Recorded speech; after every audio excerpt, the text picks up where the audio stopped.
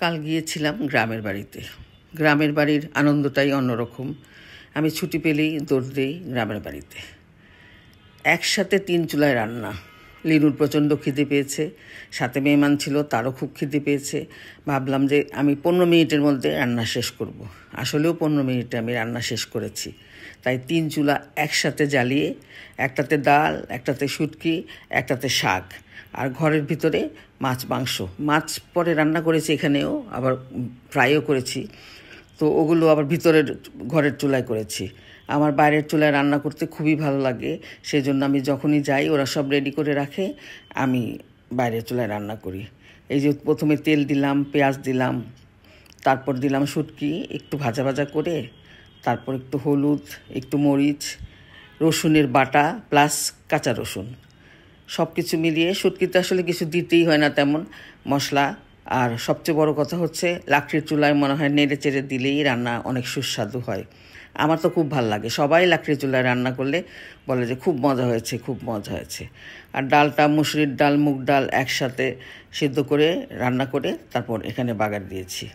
আর শাকটাকে প্রথমে সিদ্ধ করে নিয়েছি, তারপর ওটার মধ্যে সরিয়ে থেতো করে ভালো করে লেবু পাতা, পেঁয়াজ, রসুন, আদা কুচি একসাথে দিয়ে দমে রেখে দিলে সুন্দর একটা লেবুর সুবাস আসে। যখন ভাজা ভাজা হয়ে যায় তখন নামিয়ে ফেলতে হয়, কিন্তু অপূর্ব একটা লেবু পাতার গন্ধ আসে। সেটা হচ্ছে এলাচি লেবুর। শাকটা খেতে দারুণ মজা হয়েছিল, সবাই বলছিল। আর শুটকিতে তো সাজনার দিনে, এখন সাজনা যদিও অনেক দাম, তারপরেও সাজনা নিলাম। আর এখন গ্রামে একটু কম দামি ঢাকা থেকে সাজনা দিয়ে, আলু দিয়ে, ডাটা গাছ থেকেই উঠিয়েছি, সব কিছু মিলিয়ে একটা শুটকি রান্না করলাম। লিনু এই শুটকি খেতে খুব পছন্দ করে। কালীগঞ্জ গেলেই বলে আমার জন্য শুটকি রান্না করো অথবা ভর্তা বানাও। সেজন্য ওর জন্য আলাদাভাবে এইটা রান্না করি আমি সবসময়। প্রতিবারই একটা শুটকি থাকবেই, হয় রান্না, নাহলে ভর্তা, নাহলে কিছু না কিছু। আর ওইখানকার শুটকিগুলি খুব ভালো, চেপা শুটকিগুলি বড় বড়, খুবই মানে সুন্দর গন্ধ আসে, একদম মৌ মৌ করছিল চারিদিকে। যারা শুটকি লাভার তারা জানবে শুটকির গন্ধে কেমন লাগে। শুটকির গন্ধ আসলেই মনে হয় কি এখনই খেয়ে। আর যারা পছন্দ করে না, তারা তো ঘর দরজা বন্ধ করে ঘরে লুকিয়ে থাকে। শুটকি যারা খায় না, আমি তো বলবো তারা খাওয়ার মজাই বোঝে না। শুটকি লবণ ঠিক মতো হলে, আর আদা রসুন দিতে হয় না, আমি হলদি মরিচ দিই, আর নামানোর আগে কাঁচা মরিচ দিয়ে দিই, খুবই মজা হয়।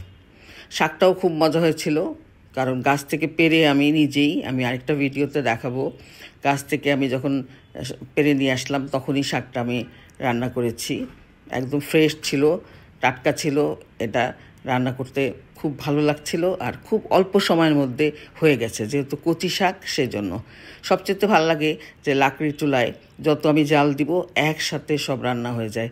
একই সাথে জয়েন্ট চুলা, এক জায়গায় জাল দিলেই 3 জায়গায় হয়।